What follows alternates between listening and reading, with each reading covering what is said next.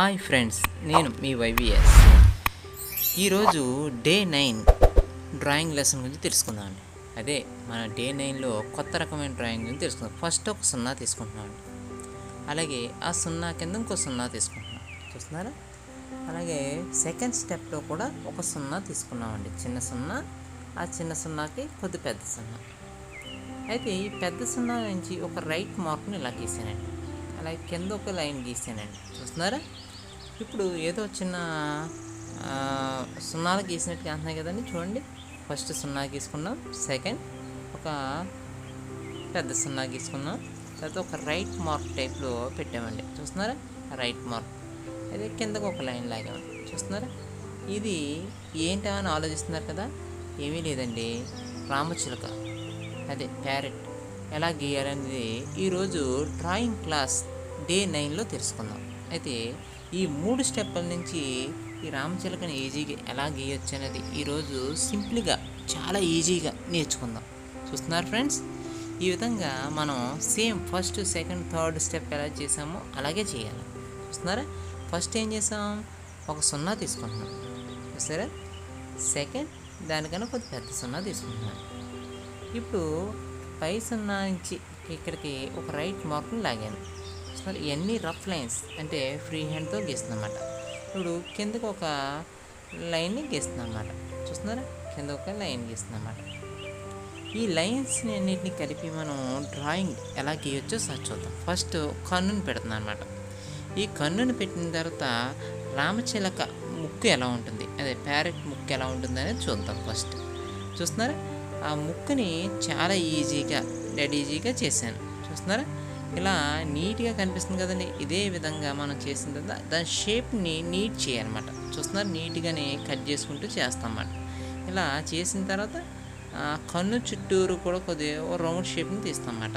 అయితే ఇలా తీసిన తర్వాత కింద కూడా సేమ్ ఈ లైన్ని డార్క్ చేసుకుంటూ వెళ్తుంది అన్నమాట, చూస్తున్నారు ఫ్రెండ్స్? ఇలా చేసుకున్న తర్వాత ఈ రామచిలక రెక్క ఉంది కదండి, అదే ఈ రామచిలక రెక్క కింద కనిపిస్తుంది కదా, ఈ రెక్కని కొద్ది డార్క్లోకి తీసుకెళ్తున్నాను అనమాట. అంటే లైన్స్ని నేను హైలైట్ చేస్తున్నాను అనమాట, చూస్తున్నారా? ఈ లైన్స్ని అన్నిటిని చేసుకుంటూ పర్ఫెక్ట్గా ఏకలు అనేవి ఎలా ఉంటాయి, ఎలా ఉంటే బాగుంటుంది ఏంటి అనేది కరెక్ట్గా చూసుకుంటూ చేస్తున్నాను అనమాట, చూస్తున్నారా? ఈ విధంగా మనం నీట్నెస్గా జాగ్రత్తగా చూసుకుంటూ వెళ్ళాలన్నమాట. అయితే నెక్స్ట్ అక్కడ కాలు గీసాం కదా, ఆ కాలు దగ్గర నుంచి కూడా సేమ్ అదే విధంగా కొద్ది వి ఆకారం తీసి దానికి ఒక ఎల్ ఆకారాన్ని లాగన్నమాట. అలాగే పైన కూడా సేమ్ ఎల్ ఆకారాన్ని యాడ్ చేశాను అనమాట. ఈ యాడ్ చేసిన తర్వాత ఎల్ ఆకారాన్ని యాడ్ చేసిన తర్వాత ఇక్కడ కాల్ని జాగ్రత్తగా చూపిస్తుంది అన్నమాట, చూస్తున్నారా? ఈ విధంగా ఇప్పుడు ఈ పక్షికి ఎలా కనిపిస్తాయి, ఏది వెనకాల ఉండే తోక ఎలా కనిపిస్తుంది, నీట్గా ఉంటుంది కదండి, సన్నంగా. ఆ నీట్గా ఉండేటువంటి తోకని నీట్గా చూపిస్తుందండి, చూస్తున్నారా? ఈ విధంగా మనం రామచిలక అవుట్లైన్ అనేది కంప్లీట్ చేసాం. ఇప్పుడు దాన్ని షేడింగ్ చేస్తే ఎలా ఉంటుందో చూద్దాం. అయితే రామచిలకి షేడింగ్ చేయొచ్చా లేదా అని చాలామంది డౌట్ ఉంటారండి. అయితే షేడింగ్ చేయొచ్చు.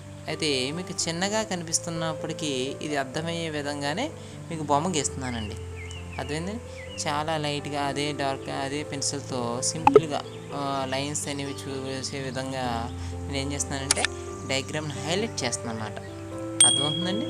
ఈ రకంగా డయాగ్రామ్ని ఏం చేస్తున్నానంటే కొద్దిగా హైలైట్ చేస్తూ జాగ్రత్తగా చేసుకొస్తుంది అన్నమాట.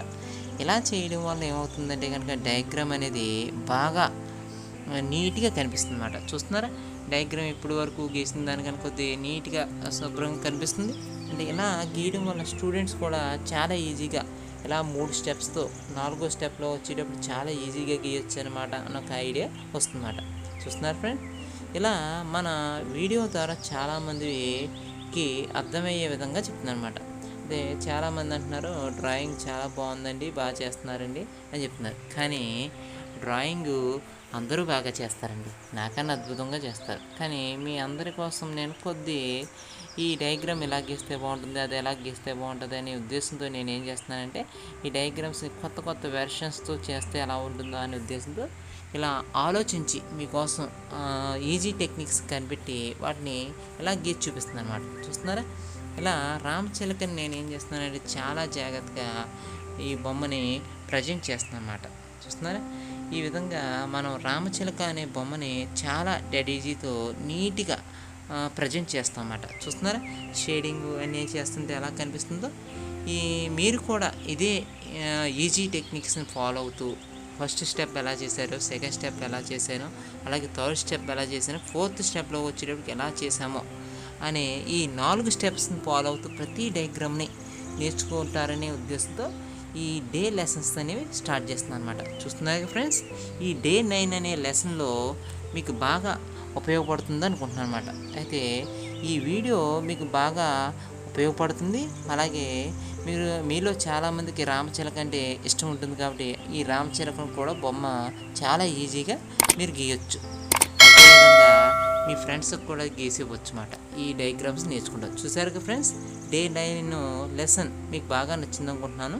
ఈ వీడియో కనుక మీకు నచ్చితే కనుక లైక్ చేయండి, సబ్స్క్రైబ్ చేయండి, నా ఛానల్ ఫాలో అవ్వండి. Thank you all.